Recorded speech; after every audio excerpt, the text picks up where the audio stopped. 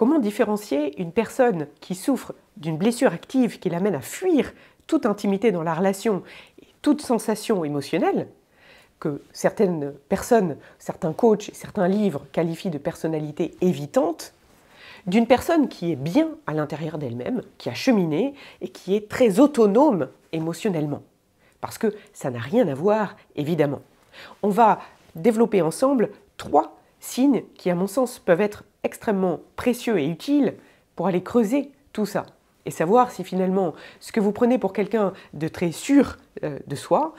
c'est un lampadaire ou c'est bien un soleil. Parce que malheureusement, quand on souffre aussi de blessures actives en nous, eh bien, on peut être facilement ébloui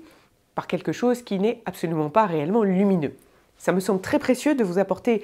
ces 3 critères-là. Bien évidemment, il y en a d'autres et vous pouvez les partager en commentaire s'ils vous ont été utiles et si vous les avez utilisés dans votre vie perso. Le premier critère sur lequel j'invite à être vigilant, c'est la stabilité.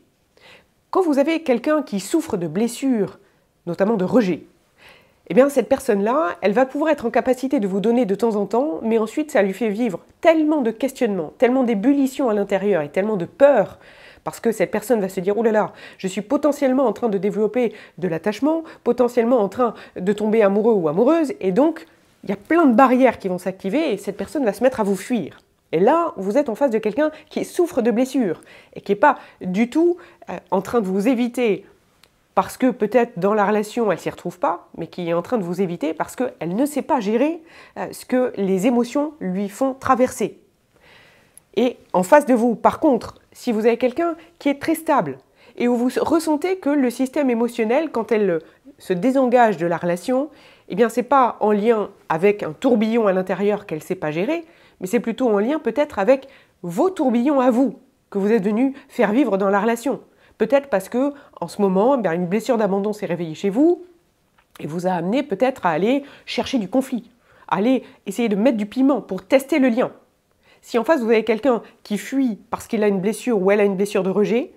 eh bien, vous allez sentir que c'est une instabilité émotionnelle. Si en face vous avez quelqu'un qui fuit parce que simplement à l'intérieur ça dit « non merci, tes problèmes sont tes problèmes et je te laisse les gérer », là vous avez quelqu'un qui a plutôt cheminé.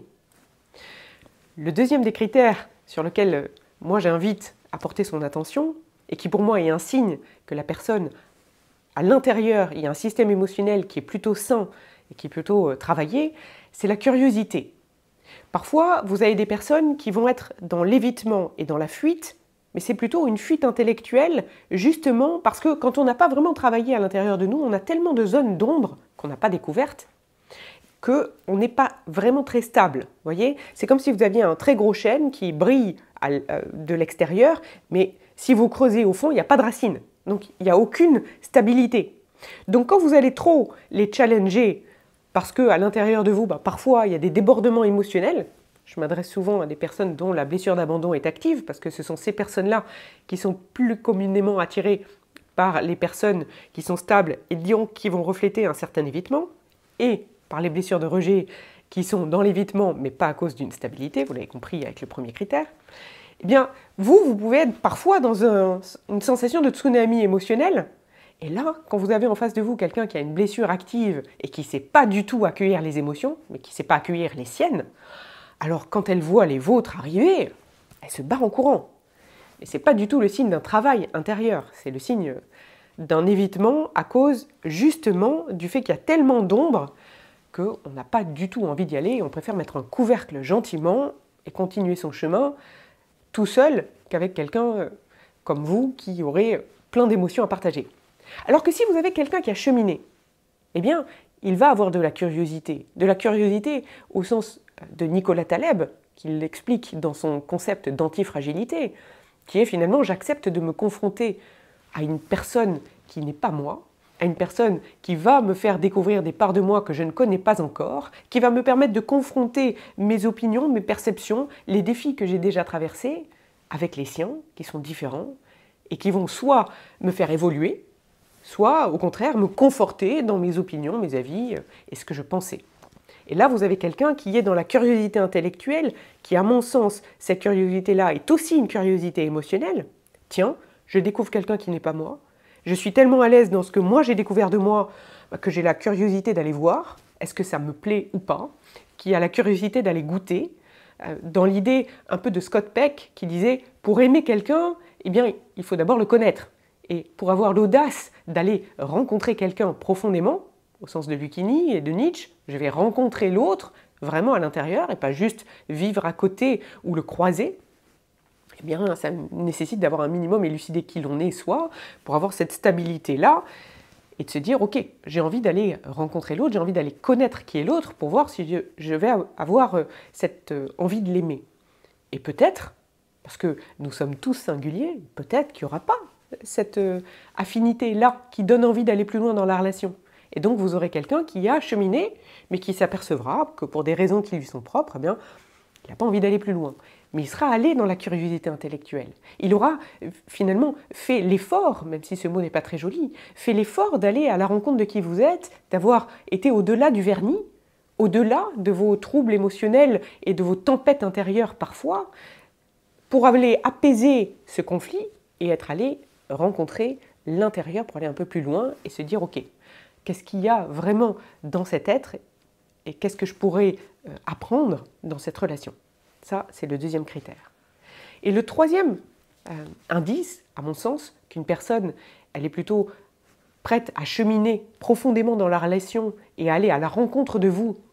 et non pas dans un lien d'évitement à cause de plein de blessures qui s'activent en elle, c'est ce que j'appelle la vulnérabilité. Dans ma vision du monde, la vulnérabilité, elle n'est possible que justement quand on a bien ancré notre arbre aussi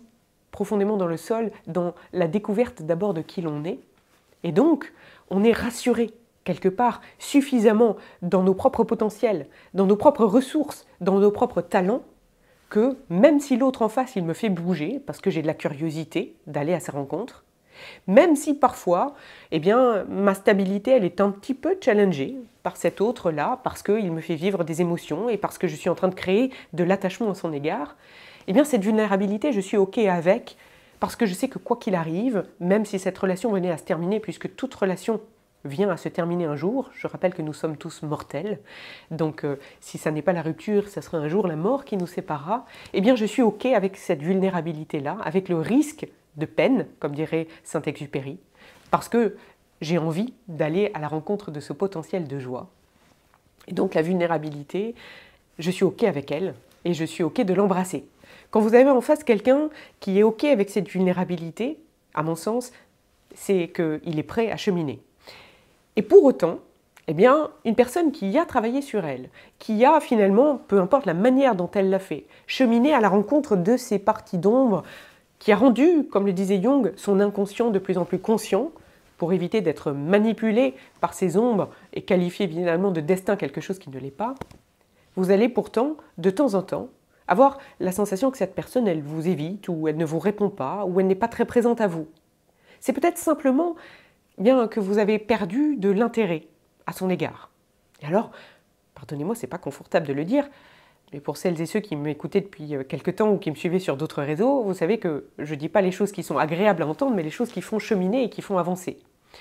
Et bien là, c'est à vous poser la question, ok, en face de moi, j'ai quelqu'un qui vraiment peut me permettre d'aller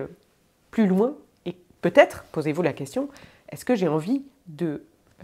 poursuivre cette relation et donc de la sauver, d'aller regagner l'attention, l'amour et la curiosité de cette personne qui me plaisait. Et donc, demandez-vous pourquoi elle est en train de vous fuir. Et dans ce cas, elle n'est pas en train de vous fuir à cause de choses qui ne dépendent pas de vous, c'est-à-dire les ficelles qui sont à l'intérieur de son système émotionnel et qui la manipulent, elle, parce que ce serait un évitement lié à un non-travail intérieur. Là, elle est en train de vous fuir parce que finalement, elle se dit, en face, j'ai quelqu'un qui n'est pas vraiment à la hauteur de ce que je recherche pour cheminer sur le long terme.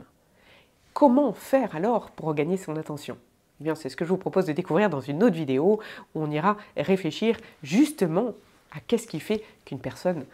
peut avoir encore cet intérêt pour vous et comment aller le regagner.